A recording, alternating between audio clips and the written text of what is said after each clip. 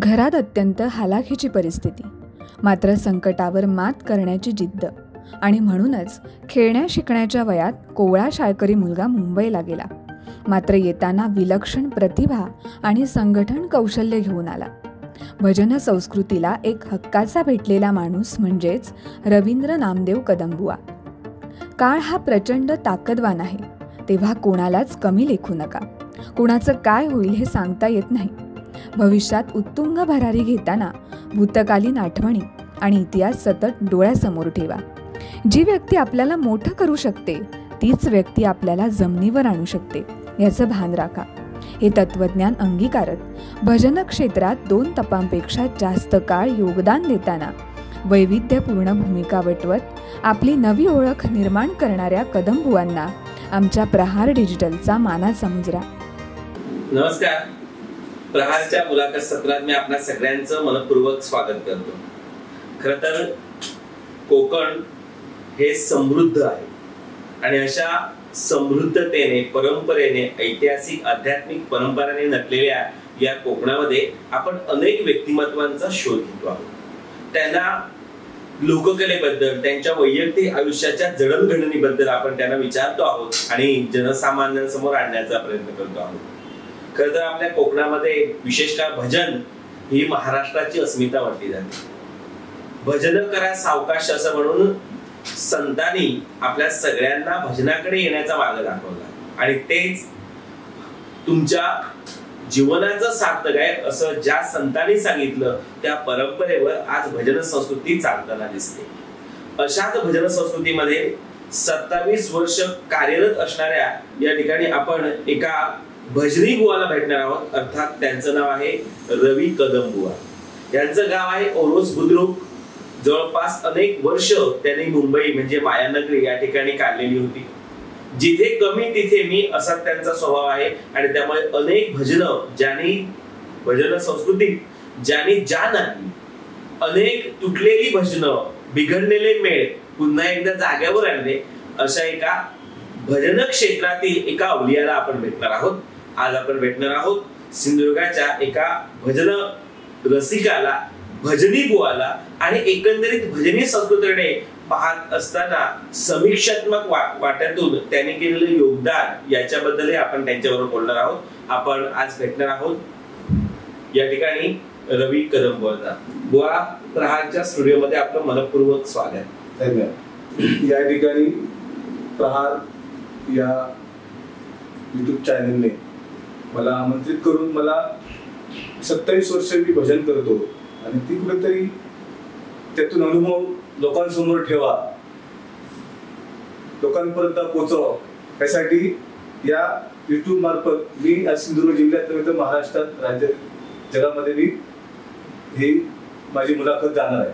तरी प्रथमतः मी त्यांचे प्रहार युट्यूबचे मी आभार व्यक्त करतो आणि पुढील मुलाखतीला सुरुवात. धन्यवाद बुवा. या ठिकाणी आपण आलात, आपला वेळ दिला. आपण आपली भजन संस्कृतीबद्दल असलेली आवड आणि या आवडीच्या माध्यमातून एका बाजूला उद्योग आणि दुसऱ्या बाजूला भजन करत आपण इथवर पोचलेले आहात. नेहमीच आपण भजन संस्कृतीमध्ये नमन करून, प्रार्थना करूनच आपण सुरुवात करतो आणि रीतिरिवाजप्रमाणे आपल्याला सुद्धा विनंती असेल की आपण प्रार्थनेनं या मुलाखत सत्राचा प्रारंभ करावा. नक्की.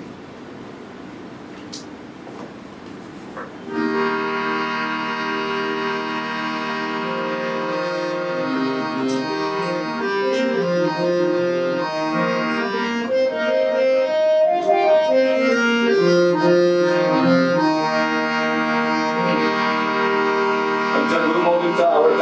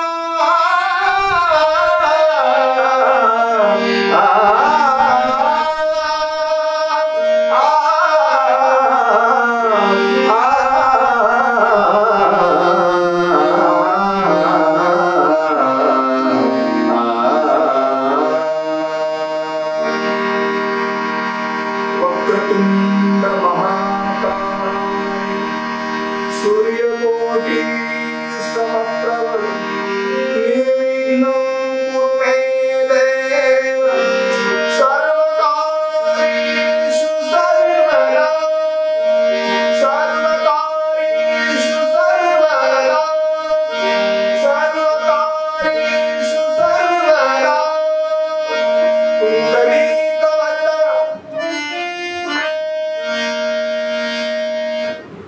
वा धन्यवाद. मी सुरुवातीलाच ज्या प्रकारे तुम्ही आवाज लावला आणि ज्या प्रकारे त्या गणेशाचं नमन केलं, या नमनाबद्दल प्रथमतः आपलं मनपूर्वक आभार व्यक्त करतो.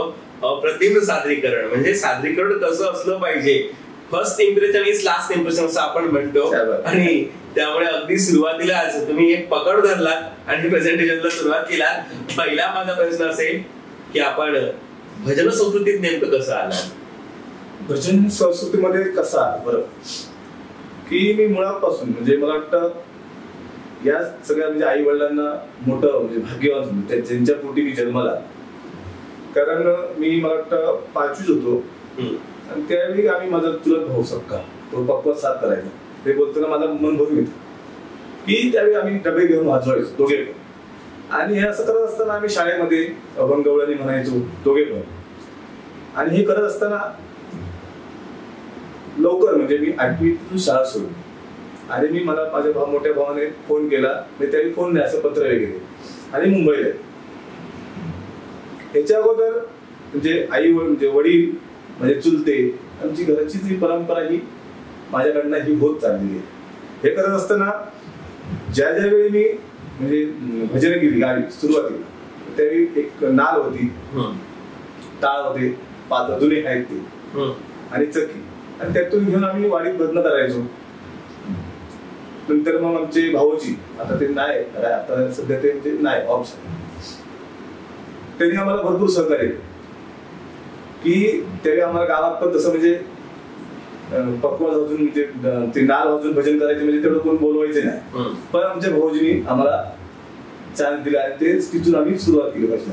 आणि कालांतरानं मग आमच्या वाडीचं भजन मासंग बुवा होते, त्यांना मग त्यावेळी पैशाची तेवढी तरतूद नाही, मग तांदूळ जमा करून त्यांना द्यायचो आणि त्यावेळी ते भजन चालू आहे.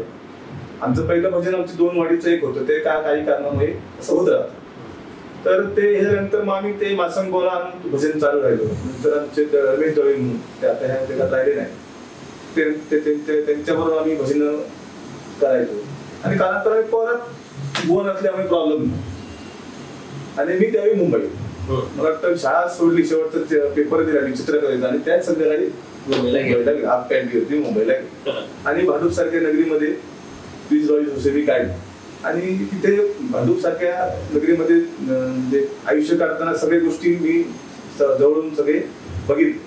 आणि ते करत असताना मग भजनाचा तो एक थोडे सुद्धा गाभा शांत आहे, कारण मी व्यवसायात गुंतलो. म्हणजे मला वाटतं माझ्या आयुष्यात मी भांडूपला असताना धंदे भरपूर केले आणि हे करत असताना सगळ्या गोष्टी झाले.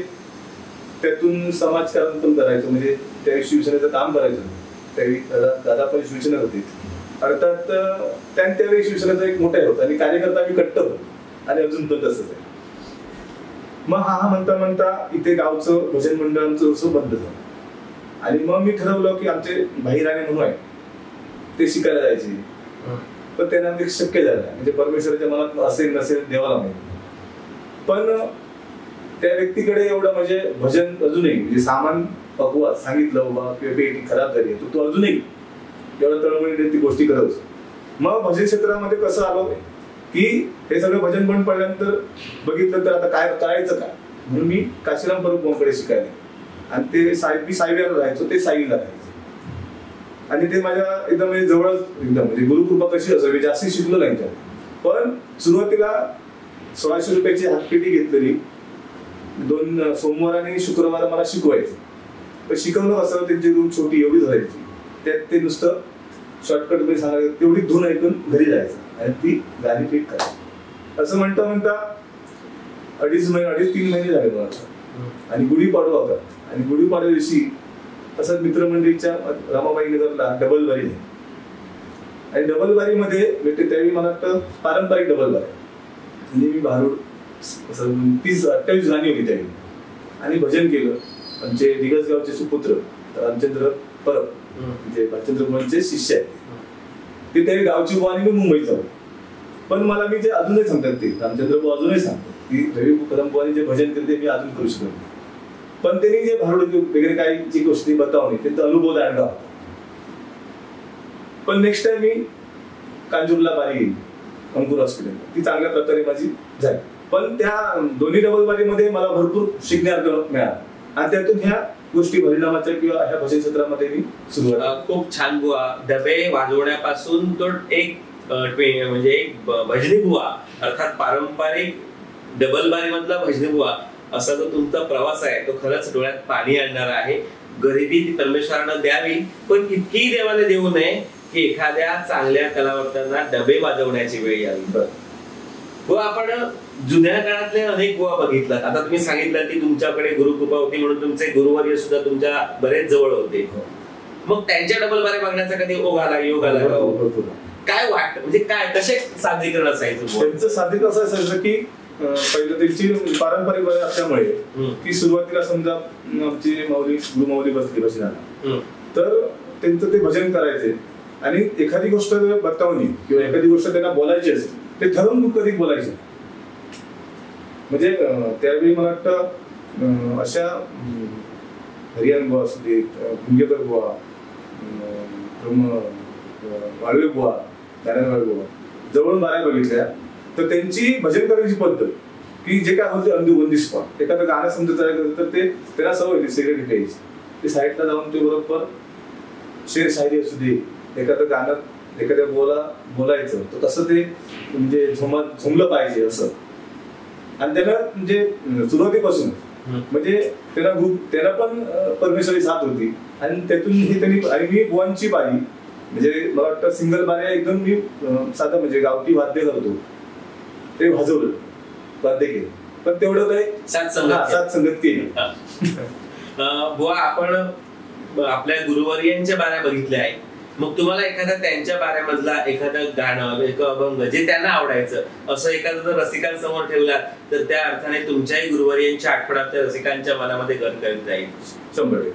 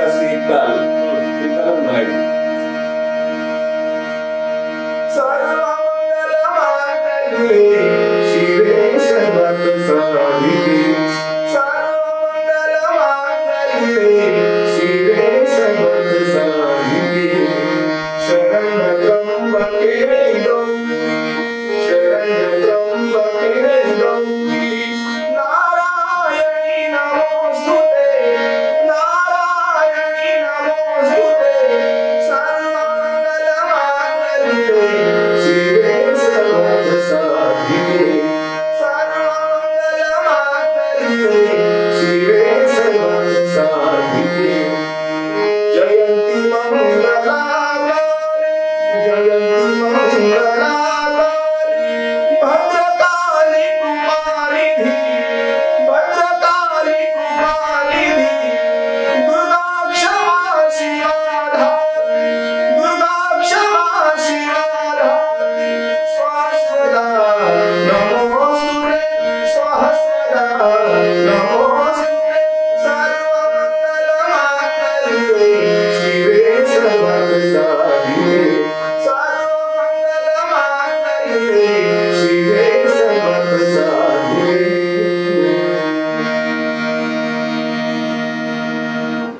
बुवा धन्यवाद एका स्त्री शक्तीवर अर्थात आईवर जगदंबेवर गायलेलं हा सुंदर अशा प्रकारचं गीत आपण या ठिकाणी सादर केला.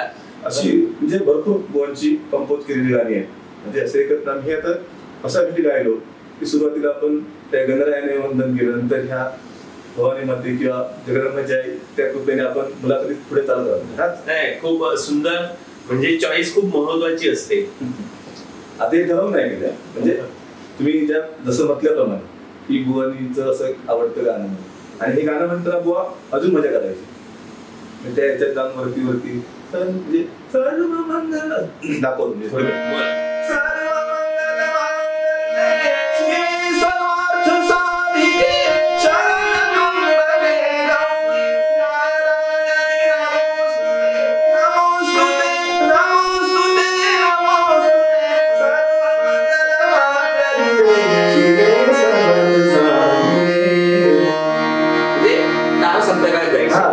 म्हणजे ही आता ही शॉर्टकट काही गोष्टी अशा आहेत की ते म्हणजे आता हे माझे आमचे गुरुबंधू किंवा माझे एक ठराविक शिष्य आहेत, ते बऱ्यापैकी ही गाणी म्हणतात.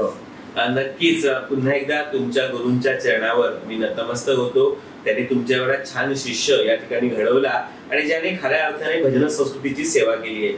व आपण अनेक भजनातले चढ उतार बघितला, अनेक भजनं जवळून बघितल्या. डबल बारामध्ये जाऊन तुम्ही जिथे कमी तिथे मी कधी कोरसचं काम केलात, कधी पकवाज वाजवलात, कधी टाळ वाजवलात, सगळं काम केलं. मग पूर्वीची डबल बारी नेमकी कशी होती हो? आता पूर्वीचे डबल बारी अशा होत्या की आम्ही त्यावेळी दीपक चव्हाण बोलच्या डबल बारीमध्ये कोरस म्हणून किंवा आम्ही आमचे सगळे म्हणजे माझा भाऊ किंवा तिथले सगळे असे म्हणजे कोरस मंडळी यांना सगळे जमा करून आम्ही ज्यावेळी दीपक चव्हाण बोलचं मंडळ होतं पहिलं सुरुवातीचं, ते मंडळ काही कारणामुळे ते हे झालं बंद झाल्यानंतर मध्ये आम्ही सपोर्ट केल्यानंतर तिथे आमचे साटम महाराज म्हणून त्यांच्याकडनं सामान सर्व घेऊन त्या व्यक्तीला आम्ही शून्यातून उभं केलं.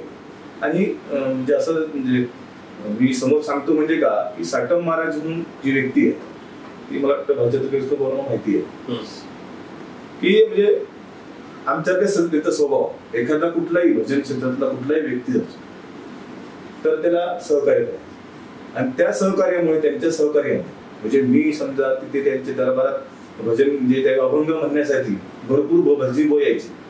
दरबार असतो, शनिवार त्यांचा मांड असतो आणि हे करत असताना एक अभंग म्हणण्यासाठी पण आम्ही त्यावेळेस जायचो. असे भरपूर बुवा म्हणजे आमचे गुरुमाऊली पण असायचे, गोपीनाथ बाबू बुवा, अशी नावं कमी पडते एवढे भजनी बुवा तिथे असायचे.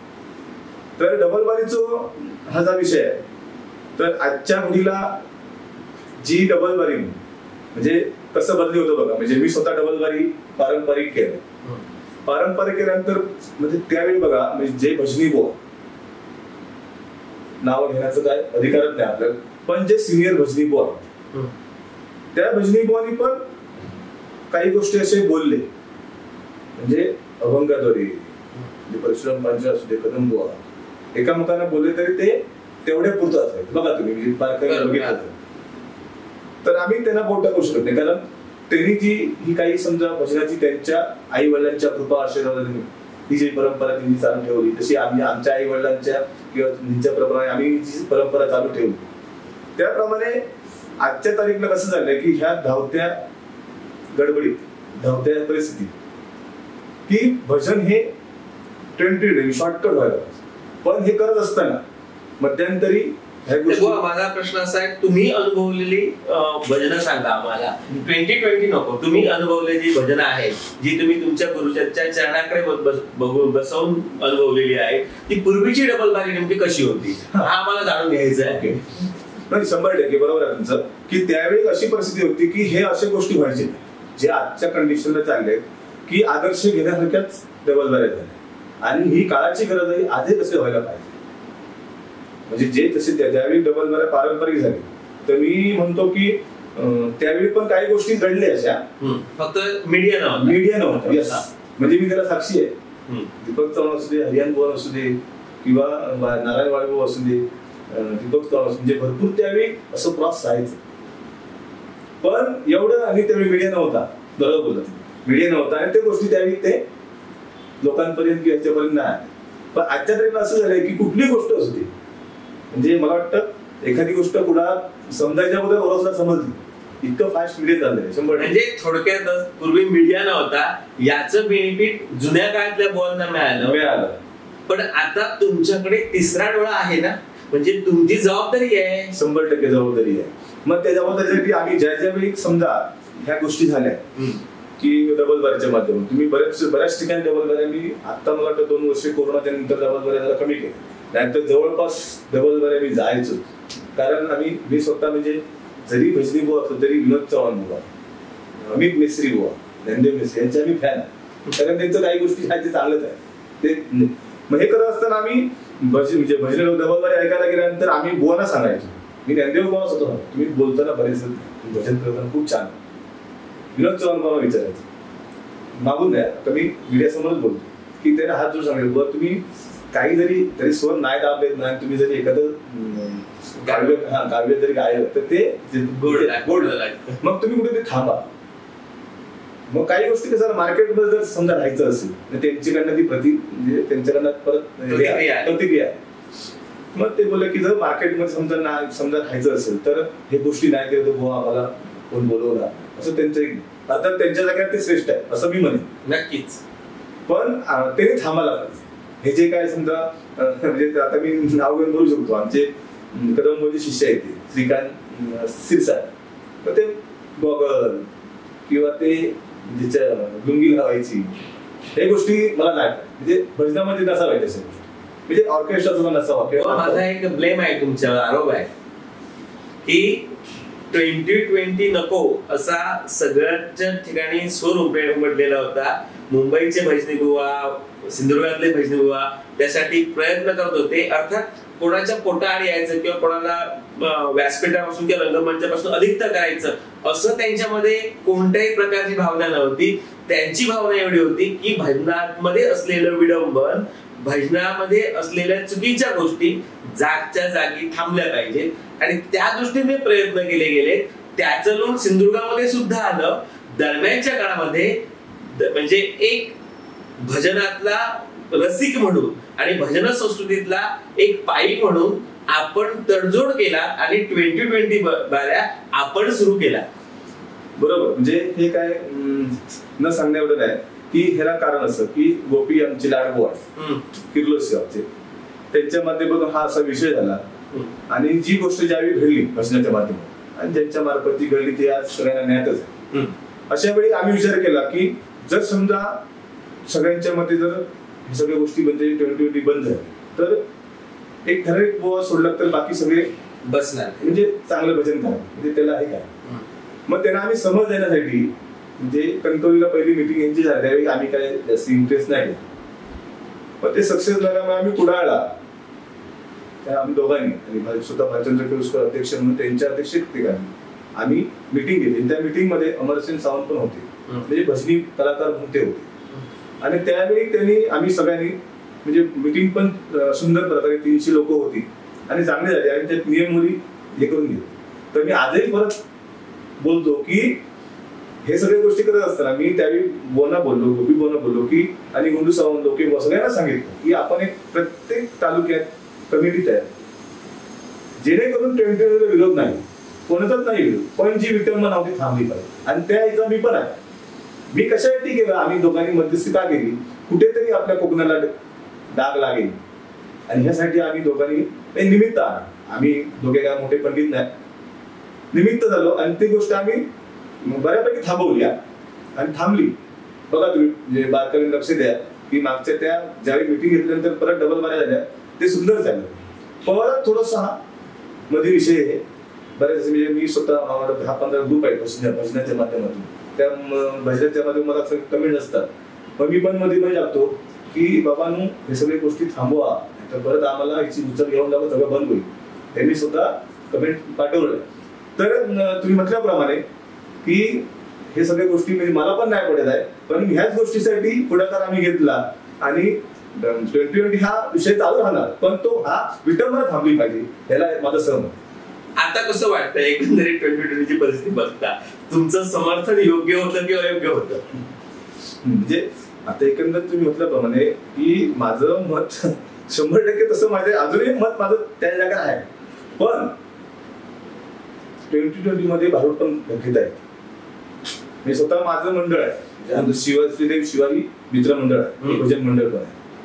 त्या मार्फत मी आमची गुरुमाऊली काशीराम बरोबर यांच्या पुण्यस्मरणार्थ मी दरवर्षी डबलदारी ठेवतो. तिरंगी असते, 2020 असते. तर माझ्याकडे डबलदारी असताना तुम्ही बघा, म्हणजे मंडळाची पण जबाबदारी की आपण एखादी गोष्ट कार्यक्रम ठेवते, बुवा चॉईस कसे करायचे. एक वर्ष माझ्याकडनं पण थोडीशी चुकी झाली, पण तेव्हा ती माझ्या कानात राहिल्यानंतर मी थांबवली. ती काळाची गरज आहे, थांबलं पाहिजे. अर्थात तुमच्या प्रश्नाला उत्तर मी 1000% चांगल्या प्रमाणे तसं चालणार. पण आपण जर बघितलं आता एकंदरीत, तर तुमच्या 2020 डबलबाजीकडे म्हणा किंवा पारंपरिक डबलबाजीकडे म्हणा, येणाऱ्या स्त्रियांची संख्या कमी होत चाललेली आहे. बरोबर की ह्याच गोष्टीमुळे म्हणून सांगितलं हे पुढे थांबलं पाहिजे, विटामन थांबली पाहिजे. शील बोलणं की आपल्या आया बहिणी, म्हणजे जसे मी आज समजा डबलबारी करतोय आणि मी काहीतरी वाचत बोलतो असेल तर माझे पण आई बहिणी आहेत ना, मग त्याचा विचार करून भजनी बुवारी म्हणजे मुळात की ड्रीम करून बसून येईल, कारण ही सरस्वती आहे. पण तुमचेच बहिणी बुवा सांगतात की ड्रिंक केल्याशिवाय आम्हाला काही सुचत नाहीये. मग त्यांनी सर्व म्हणजे सरळ त्यांनी राजीनामा द्यावा आणि घरी विठ्ठल करत बसावं, म्हणजे विटंबना होते. आणि तुम्ही म्हटल्याप्रमाणे की आपल्या आया बहिणीचे डबल भजनाच्या माध्यमातून जे ऐकायला यायचे ते कमी झाले, याचं कारण हे थांबलं पाहिजे, याला सहमत आहे. आणि जर समजा वेळ पडली जर नाही थांबलं असेल तर 1000% तुम्हाला सांगतो, परत आम्ही जे भालचंद्र केळकर बुवांच्या माध्यमातून अध्यक्ष असतील किंवा गोपीनाथ बुवा, आम्ही परत आवाज उठवून हे गोष्टी 100% सगळ्यांना घेऊन बंद करा. बुवा मी तुम्हाला सांगतोय की तुम्हाला शस्त्र घ्यावंच लागणार. हा नाही 100%. जर समजा तसं झालं तर 1000%. तुम्ही सगळे आता डबलबाजीचे मुद्दाम सगळं काढून बघा ना, किती म्हणजे ते बघताना सुद्धा आपण बघावं की नको. म्हणजे मी एक शिक्षक आहे, म्हणजे मी जरा मुलाखतीच्या बाहेर जाऊन हे सांगण्याचा प्रयत्न करतोय. मी एक शिक्षक आहे आणि जर मी जर तुमची 2020 बघायला गेलो तर मुलं सांगतात सुरे होती 2020 बघू, म्हणजे तुम्ही करताय ते चूक आहे की बरोबर आहे. आता कसं होते बघा परत की आता तुमच्यासारखा एक शिक्षक म्हणून जर समजा डबलबारी भजनासाठी म्हणजे ऐकण्यासाठी गेला तर त्यामध्ये कसं होतं बघा, हौशे गौशे नवशे 3 प्रकारची लोक खरोखरच ना, म्हणजे 75% लोक भजन ऐकण्याचे असतात, म्हणजे मी आजमावलं नाही. पण 25% समजा की 10% लोक ना, म्हणजे त्यांना घरी कंटाळा येतो म्हणून टाइमपास जाऊया, की असे 15% लोक असतात की काहीतरी डिंगडाऊन करून यायचं आणि मुलबाजी करायची आणि बुवांना प्रवृत्त करत. अशा वेळी मंडळाने कुठेतरी हस्तक्षेप केला पाहिजे, हे मताचा मी. अर्थात काही गोष्टी मी सांगितलं मग अशी, म्हणजे मी माझं मंडळ आहे, मी पण डबलबारी ठेवतो, ह्याचं लक्ष मला पण द्यायला पाहिजे. ठीक आहे बुवा, आपण नंतरच्या प्रश्नाकडे वळण्या अगोदर एखादा अभंग घेऊया आणि पुढे जाऊया. तुम्हाला आवडणारा एखादा अभंग तुम्ही रसिकांसमोर सादर करावा. आपल्या सिंधुदुर्गाचे सुपुत्र आणि ज्यांनी 27 वर्ष भजन संस्कृतीमध्ये अगदी कमी तिथे मी या भावनेनं भजन संस्कृती जोपासण्याची सातत्याने सेवा केली, ते कदमबुवा आपल्या समोर आहेत आणि ते आपल्या समोर एक अभंग या ठिकाणी ठेवतील. बुवांना विनंती आहे की आपण ठेवावा.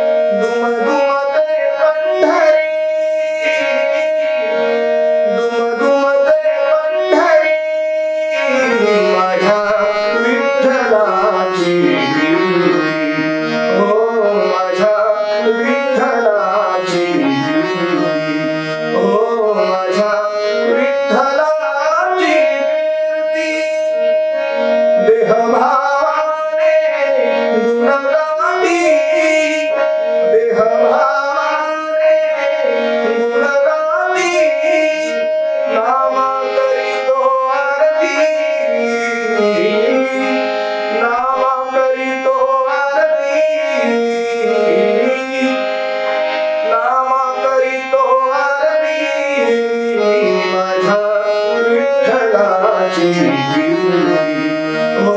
माझ्या विठ्ठलाची हो माझ्या विठ्ठलाची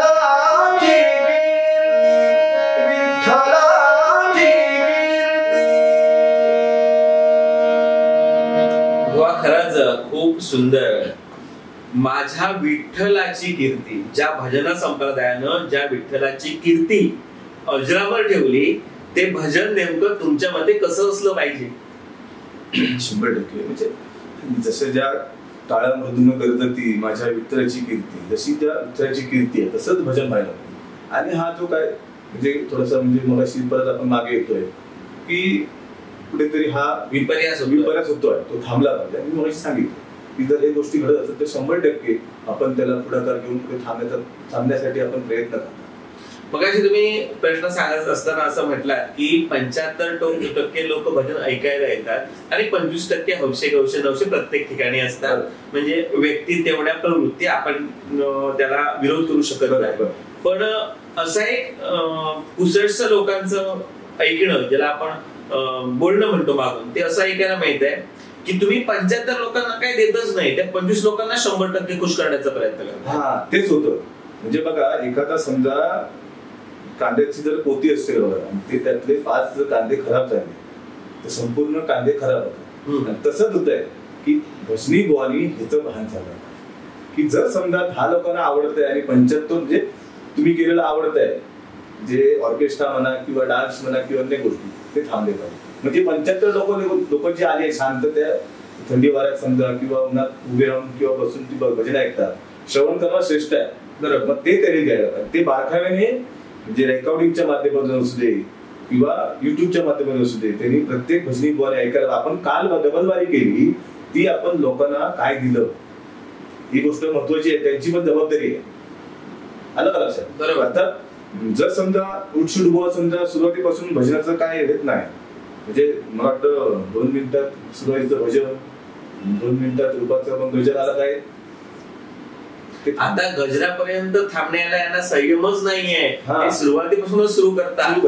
ह्याचं कसं वाटतं, तरी आम्ही भजनी मंडळ म्हणजे जे मंडळ आहे तरी टायमिंग देतात की सुरुवातीला बाबा तुम्हाला हा एवढा वेळ घ्या, हा एवढा वेळ घ्या, तरी सुद्धा बोलण्यात जास्ती प्रयास होतो. मग तुम्ही व्याख्यान का करत नाही? किंवा व्याख्यानामध्ये इथे पावशीमध्ये काय हेमंत तवटे बुवानी बऱ्यापैकी तो विषय केला, पण भरपूर काही ते हे होते अटी, तेवढे असावे म्हणजे मला असं वाटत नाही, तेवढे खूप झाले.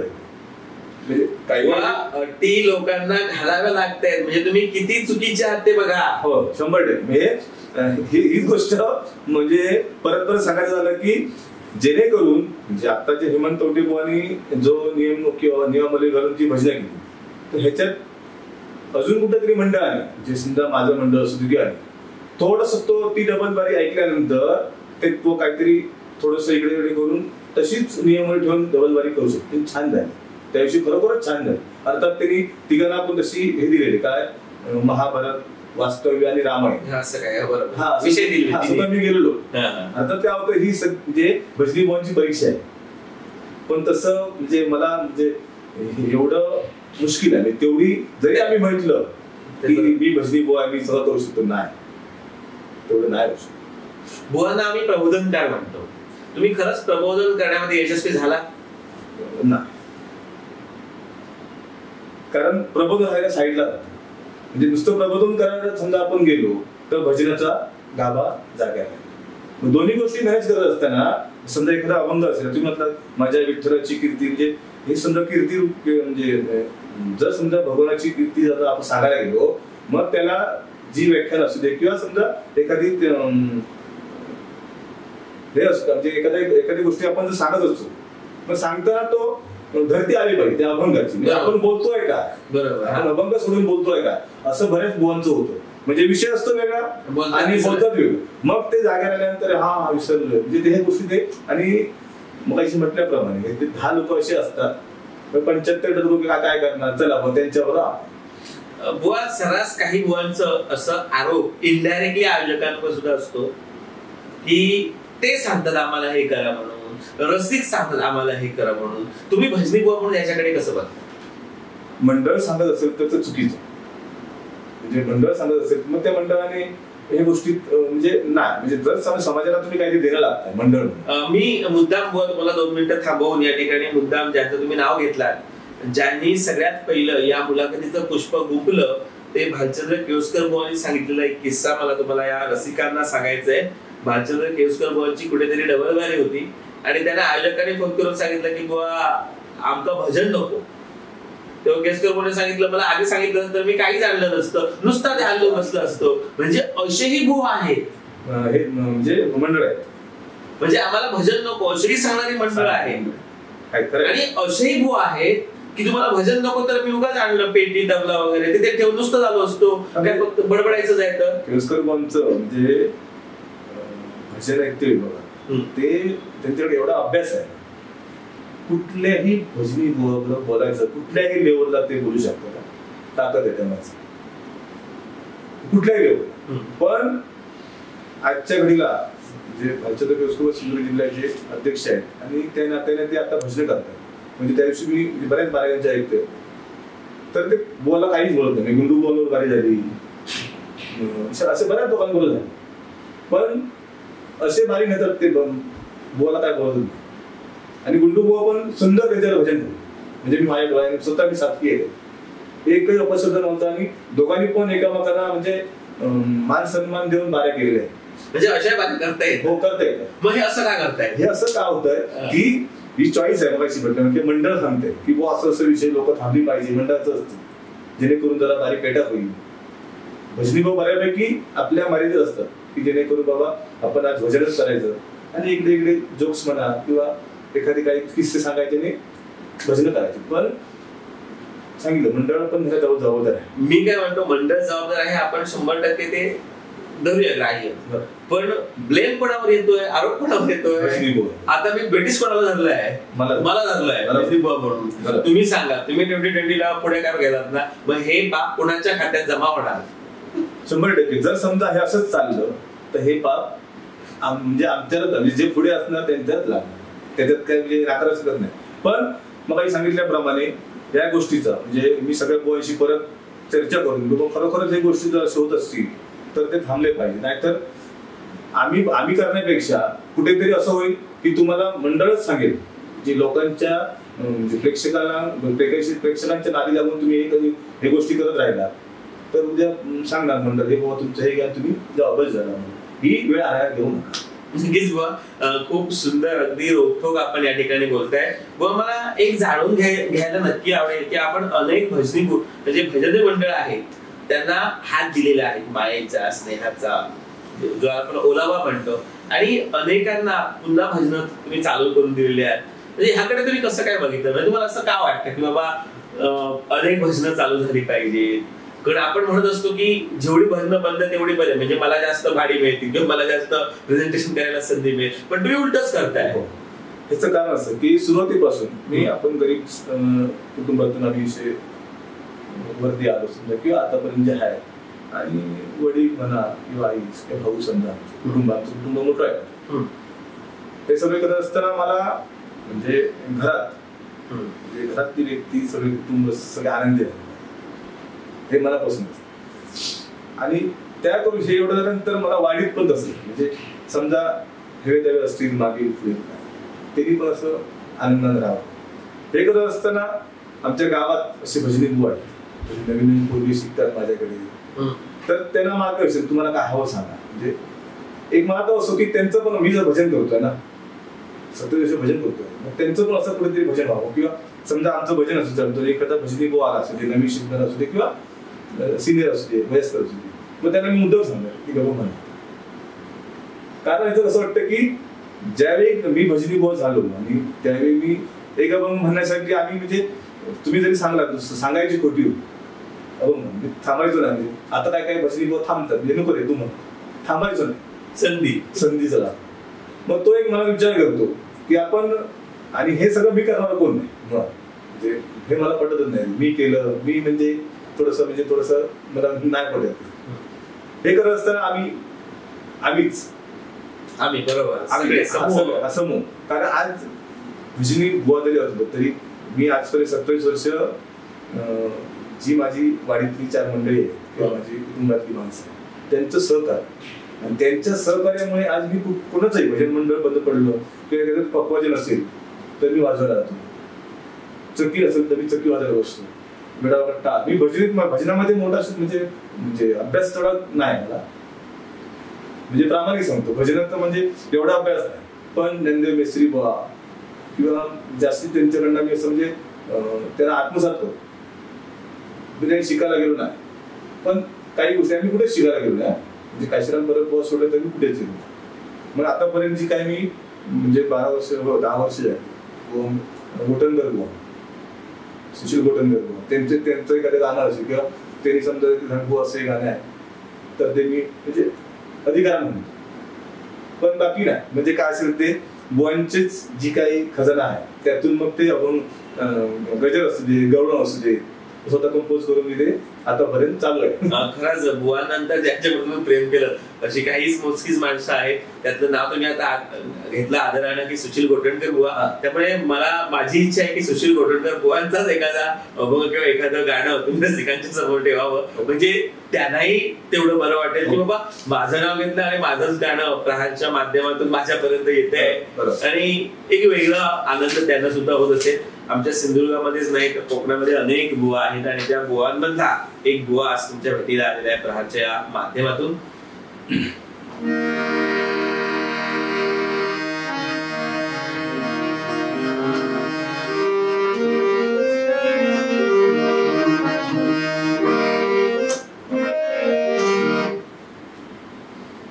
हा त्रिताल आहे आणि कलावती या रागामध्ये त्यांनी गायले, पण ते गाताना भरगच्च गातात, नोटेशन वगैरे, आणि त्यांच्या गाण्यामध्ये ताकद आहे आणि आवाजामध्ये ताकद आहे, पण त्या माझ्या ताकदीप्रमाणे मी ठीक आहे ठीक आहे समजून घेतली 100% घेता पाहिजे.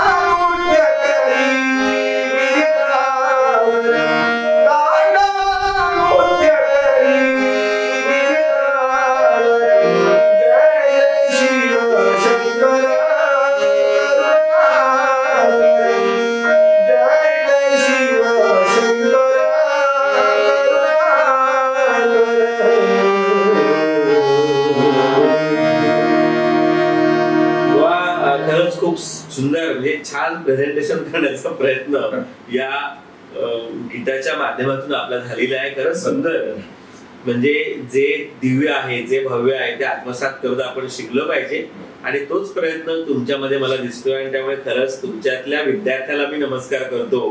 कारण तुम्ही सुरुवातीला सांगितलं की बुवा एवढं मला जमणार नाही, मी माझ्यापर्यंत गायचा प्रयत्न करतो आणि ही ज्ञानी माणसाची लक्षणं आहेत. म्हणजे एखादी हे ज्ञान काही संपलं नाही, शिकावं थोडं कमी आहे. गाताना आम्ही एवढी काळजी घेतो, एखादे सचिन कोटमकर बोलचा अभंग असू दे किंवा गाणं असू दे किंवा नंदी बोलचं असू दे, बेसूरपणा मला ते नाही म्हणजे बेसूरपणा स्वतः गात पण नाही, म्हणजे थोडं गायचं.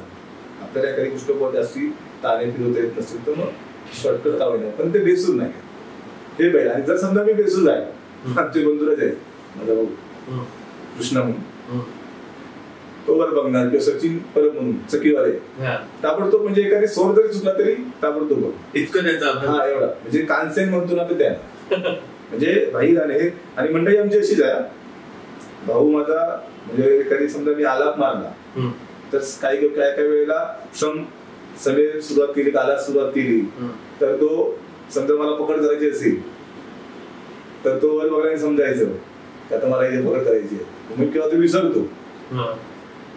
जी गोष्ट जे आहे ते आहे बोलायला पाहिजे, आणि ते अभिमान आहे मला. कारण हे लोक नसतील, हे ब्रह्मा विष्णू महेश, भाई राणे, सचिन परब, कृष्णा कदम, अमोल सावंत, हे लोक 14 असं तरी भजन आम्ही तेवढं टाकतील असं म्हणणार नाही. तुम्ही म्हणणार बाहेर ऐकणाऱ्यांना म्हणणार की 10 मंडळी आहे, एवढीच मंडळी आहे.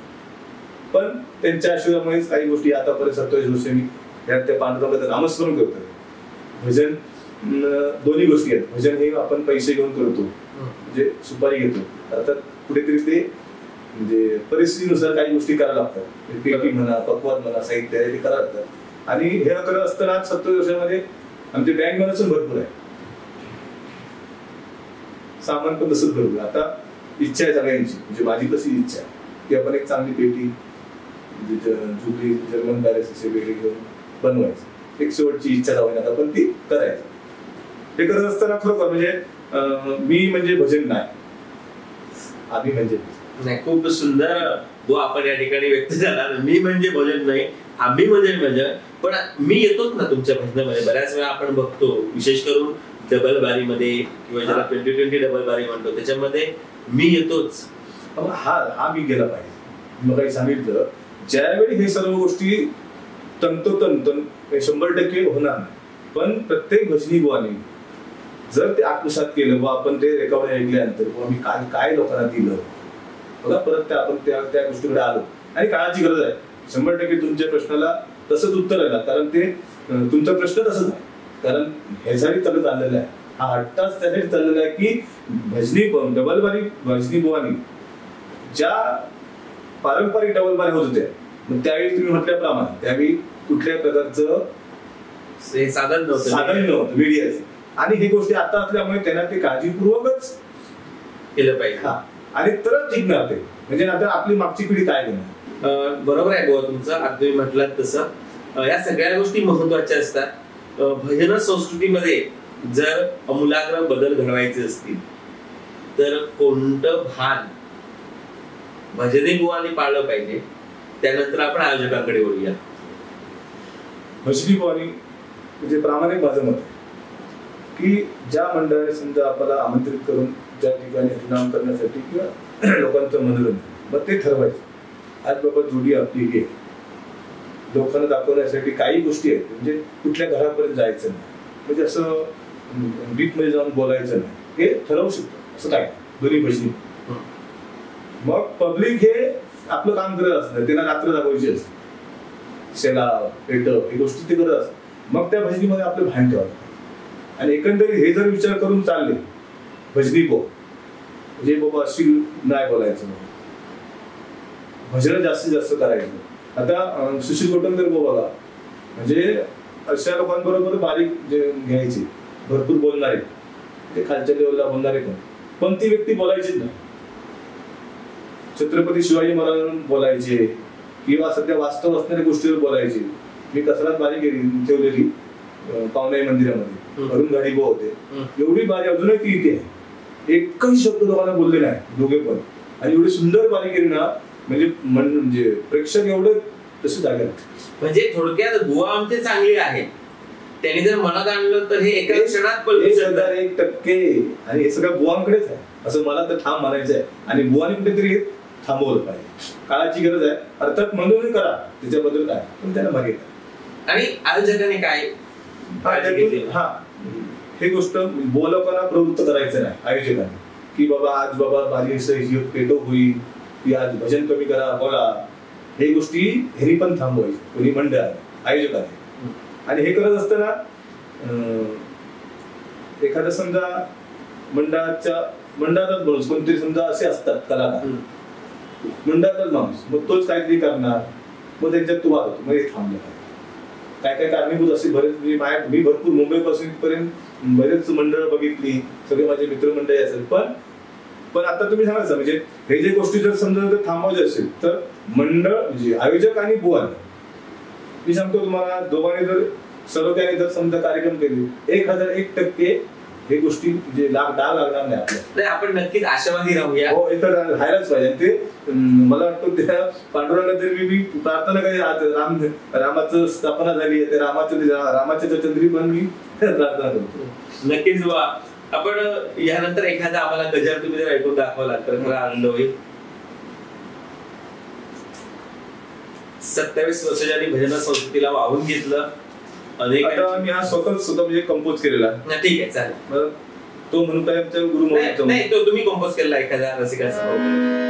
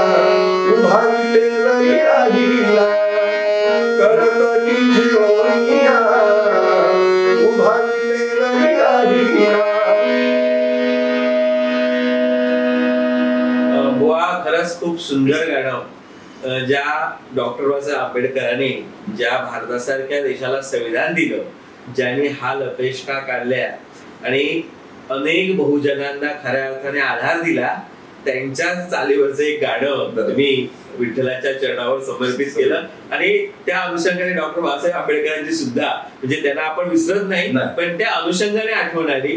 हे खूप महत्वाचं असतं. म्हणजे संगीत काय करू शकतं त्याचं मूर्तिमंत उदाहरण बुवाने आपल्या समोर दाखवलं. बुवा, आपण इथपर्यंत घडला, अनेकांना घडवला, मग तुम्हाला तुमच्या परिवारानं कशी मदत केली? हे सगळं करत असताना मी पहिलं म्हणजे भांडूपला होतो, म्हणजे आहे ना मामाकडे होतो. आजच्या तारीखला मामा आणि मामी हे जगात नाही राहिले. मग त्यांची मुलं मोठी झाल्यानंतर ती पण भरपूर वर्षे मुंबईत आहे मामाकडे. आता माझा भाऊ विक्रोळला राहतो, गोदरेजला. हे सगळं करत असताना माझ्या कुटुंबात, मी लहानपणीच मुंबईला गेल्यामुळे मला कुटुंबाचं अजूनही म्हणजे कुठल्याही प्रकारचा कधीच त्रास नाही. म्हणजे मी भजन बाकी कुठले म्हणजे व्यसन माझं काय व्यसनाच्या आधी कुठल्या नाही तसं. त्यामुळे विश्वास की हा माणूस डबल बारी भजन किंवा एखाद्या कार्यक्रमाला विचार असेल तर, स्पर्धा कुठे असतील तर, किंवा अशा गोष्टीसाठी मला कधी घरातून त्रास नाही, कधीच नाही त्रास. आणि अजूनही म्हणजे भजनाच्या माध्यमातून जे भजन करत असताना आम्ही आता घरी क्लास असतो, रात्री 10-11 वाजेपर्यंत क्लास चालू असतो, कधी पण बोलणार. तुम्ही बोलता बोलता स्पर्धेबद्दल सुद्धा बोललात. तुम्ही स्पर्धक म्हणून गेलात की परीक्षक म्हणून जाताय? मी स्पर्धक म्हणून गेलो आणि मला वाटतं त्यात सर्वरस म्हणून जाणतो. म्हणजे स्पर्धक म्हणून गेलो म्हणजे अशा लोकांच्या पंक्तीत बदलो की अजित गोसावी वैभववाडीचे प्रभू देसाई ते अनावात होती, पंधुरा अनाव ना, ते डबल बारी म्हणजे स्पर्धा होती. आणि आम्ही बोललो होता हे सगळे मोठे मोठे लोक गाणार, आपण काय भजन करणार.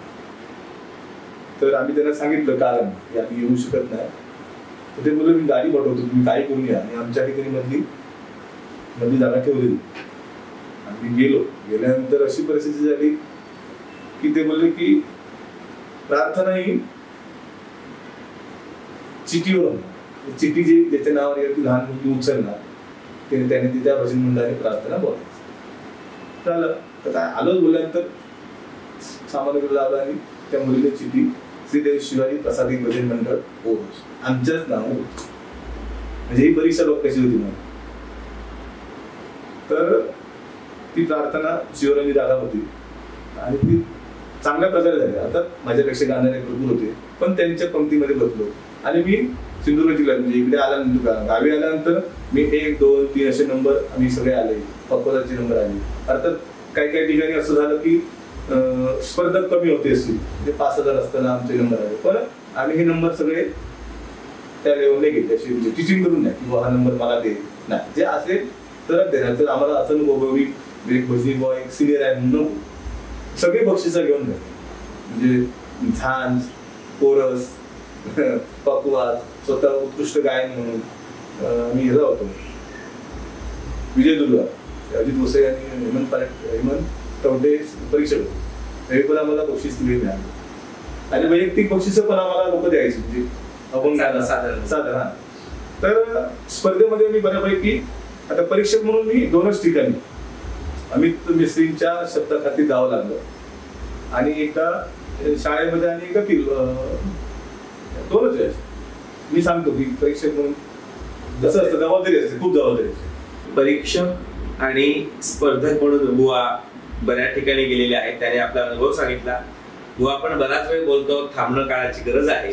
आणि त्यामुळे शेवटचा माझा प्रश्न तुम्हाला विचारल्यानंतर आपण भैरवी सादर करून या मुलाखतीला पूर्णविराम द्यावा. माझा शेवटचा प्रश्न असा आहे तुम्हाला की एक बुवा म्हणून, एक रसिक म्हणून किंवा सिंधुदुर्गाचा एक सुपुत्र म्हणून तुम्ही जे काही सध्या विपर्यास चाललेला आहे भजनाचा, भजन संस्कृतीचा, म्हणजे काही लोक करतायत असं आपण म्हणूया, पण ते खूप दिसायला सुद्धा अवघड वाटतंय. आम्ही म्हणजे काही एखाद्या बुवाने मला सांगितलं की मी माझी ओळख भजनी बुवाची करूनच देत नाहीये का, हे सगळं जे काही करतायत त्याच्यामुळे. म्हणजे इथपर्यंत ते ज्येष्ठ बुवांच्या मनाला लागतंय. म्हणून तुम्ही काय सांगाल तुमच्याच भावांना? 100% विनंती करेन की खरोखर जर आपली ही भजन परंपरा किंवा भजन परंपरा म्हणजे ही परंपरा प्रत्येकाच्या कुटुंबातून किंवा ही चालत आलेली आहे, पण प्रत्येक भजनी बुवाला मी हात जोडून विनंती करेन की जास्तीत जास्त म्हणजे तुम्ही प्रामाणिक भजन कसं म्हणजे प्रेक्षकांना किंवा भजन रसिकांना तुम्ही कसं चांगलं देता येईल याच्याकडे प्रत्येक भजनी बुवानी आणि आयोजकांनी याची काळजी घ्यावी.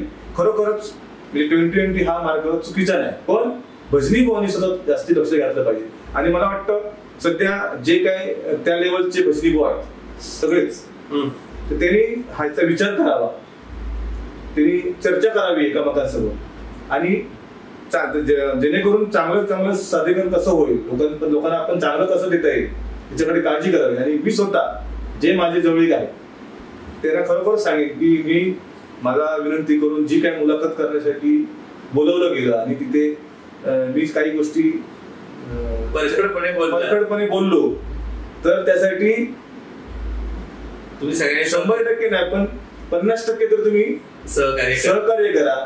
आणि 100% असं मला मला वाटतं की सध्याच्या जे काय लेवलला जे बो आहेत, जे डबल बारीचे किंवा 20-20 जे बो आहेत, ते 100% सहकार्य करतील. आणि माझी मुलाखत जर ऐकली तर खरोखर त्यातून की बो साठी आपण हे गोष्ट आपण करूया असं करते अशी आशा बाळगतो.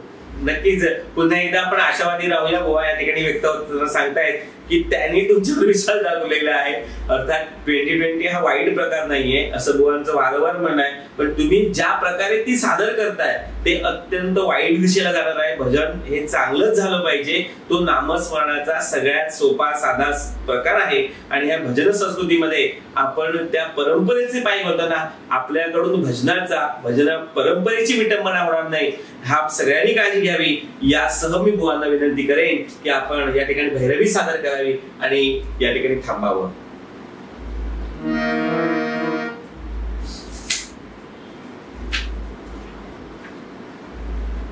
अनेक माणसांना ज्यांनी हात दिला, चंदू खोत सारख्या बुवांच्या बरोबर जे राहिले आणि त्यांना सुद्धा ज्यांनी मित्राचं प्रेम दिलं, प्रसंगी त्यांच्या बरोबर घट्ट ऋणानुबंध ठेवले, ते बुवा आज आपल्या भेटीला प्रहारच्या माध्यमातून येत आहेत. असे अनेक बुवा आपण बघणार आहोत, त्यांना ऐकणार आहोत. आपण दिलेला अभूतपूर्व प्रतिसाद याबद्दल प्रहारच्या वतीनं मी आपला मायबाप रसिकांचे सुद्धा आभार मानतोय. आपण भैरवीने सांगता करूया आणि सांगता करणार बोलली चंदू खोत बरोबर ग्रेट. कारण त्या माणसाकडे म्हणजे तो काय शिकला त्याच्यापेक्षा त्या माणसाकडे जी काय टॅलेंट आहे एखाद्या गोष्टीचा, म्हणजे मग सांगितलं तर तो त्यावेळी मुंबईला आम्हाला साथ करायचा किंवा आमच्या बरोबर असायचा. एखाद्या गोष्टी जर चुकीचा सूर लागला तर सांगायचा हे असं आहे, असं हा सूर लागला, एवढी त्या माणसाकडे टॅलेंट.